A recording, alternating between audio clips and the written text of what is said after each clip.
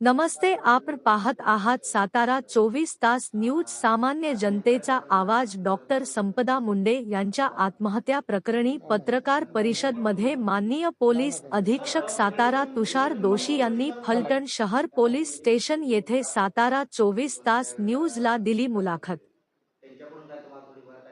नाही ऐका ना, मी तेच सांगतोय की एव्हिडन्स हा पार्टच आहे, आमचं ते कामच आहे ना, ते आम्ही करतोय सगळं.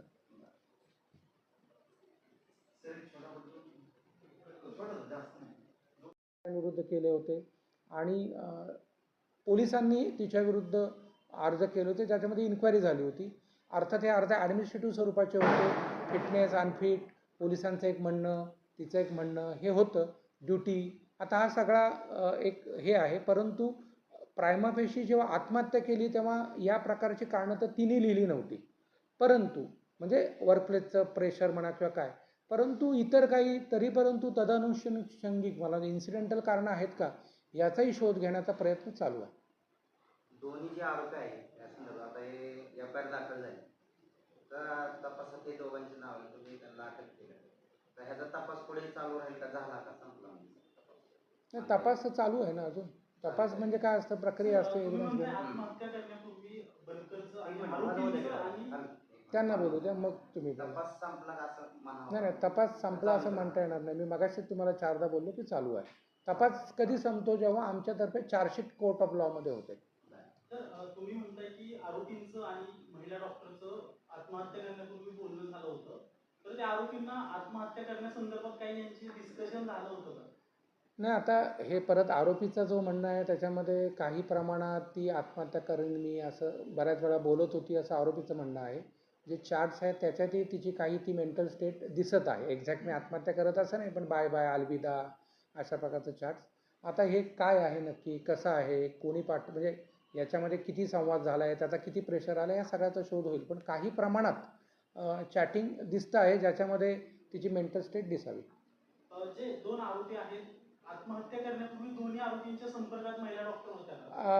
आपण असं म्हणू की त्या एकदम नजीकच्या काळापेक्षा त्या काही दिवसात मात्र होत्या, चॅटिंग होत होतं, दोघांसोबत होत होतं.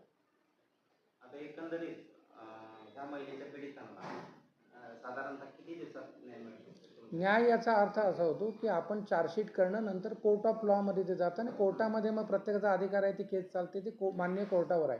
आमच्यातर्फे एकच आहे की हा सिरियस गुन्हा आहे. या सिरियस गुन्ह्यामध्ये आम्ही जी BNS भारतीय न्यायसंहितानुसार जे आम्हाला लिमिट घालून दिलेलं आहे ते 60 दिवसाचं आहे. ज्या 90 दिवसाचं सॉरी, ज्याच्यामध्ये म्हणजे अबेटमेंट टू सुसाईड आहे, म्हणजे ज्याच्यामध्ये सेशन कोर्टात 10 वर्ष आणि त्याच्यापेक्षा जास्त शिक्षा आहे.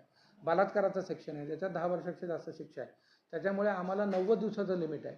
पण लिमिटची विचार न करता जास्तीत जास्त चार्जशीट, प्राथमिक चार्जशीट किंवा लवकर कोर्ट ऑफ लॉमध्ये जाऊ असा आम्ही प्रयत्न करू, जेणेकरून माननीय कोर्टामध्ये त्याची फास्ट ट्रॅकवर जर चालायचं असेल तर पहिला स्टेप हीच आहे की त्याला आपल्याला चार्जशीट करा. याचा अर्थ मी 100% म्हणतोय का सुसाईड असं नाही. तर ह्या सगळ्याचंच आम्ही जेव्हा चार्जशीट करू आणि ते शक्यतो लवकरात लवकर होईल, जेणेकरून आरोपींना त्याचा फायदा मिळू नये.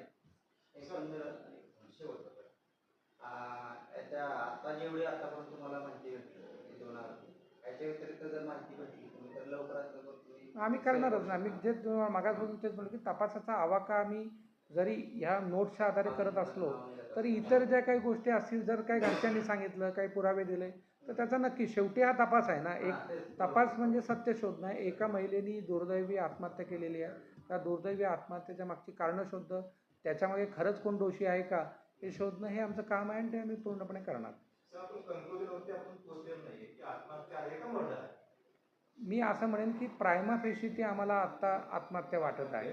पण आता कन्क्लुजनचा अर्थ मी तुम्हाला ते सांगितलं, जेव्हा आम्ही चार्जशीट करू तेव्हा ते कन्क्लुजन आहे असं ऑफिशियली म्हणण्यात येईल. पण मी तेच म्हणतो ना तुम्हाला की शेवटी हा शब्दाचा खेळ झाला. आता मी काय म्हणतोय, मग तुम्ही काय विचारणार, मग असं त्या खेळात मला काय जायचं नाही.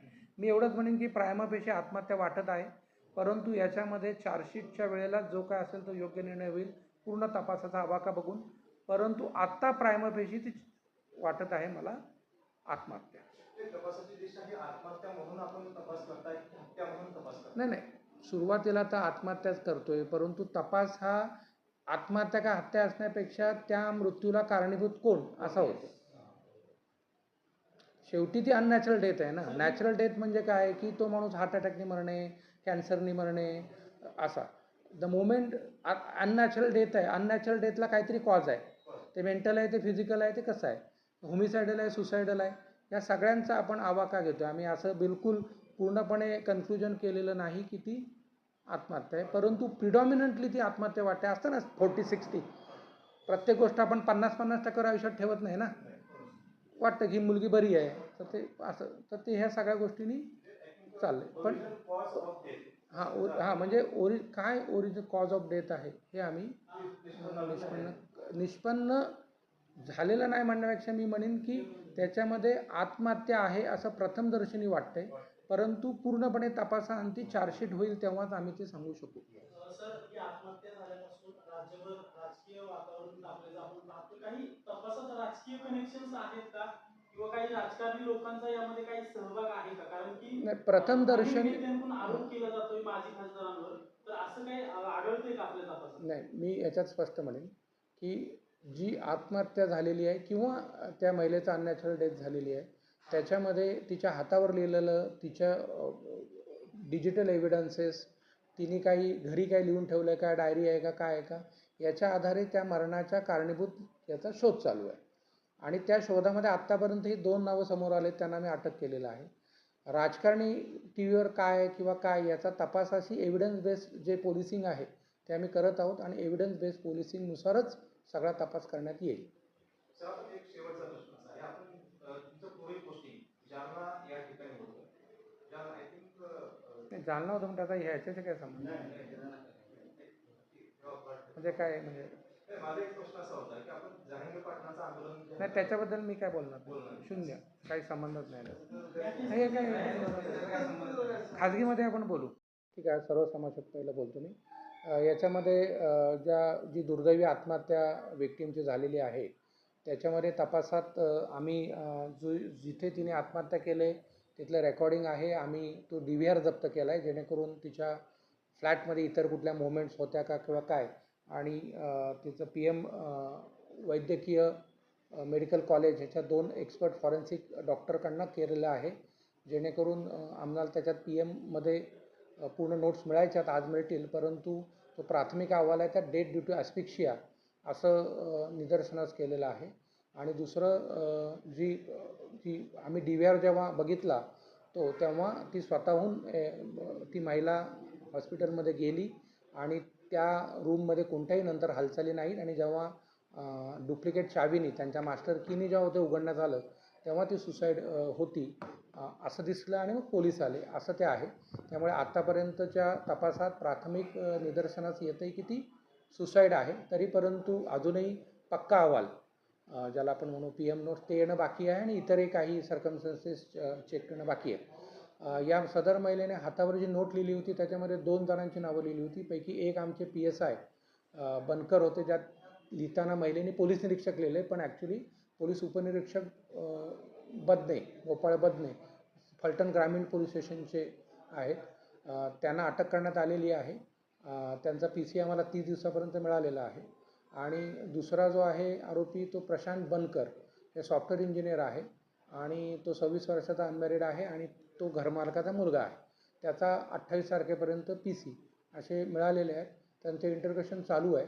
याच्यामध्ये ज्याला आपण डिजिटल एव्हिडन्स म्हणतो, कारण जी व्हिक्टीम आहे त्याच्या घराचा सर्च घेण्यात आलेला आहे.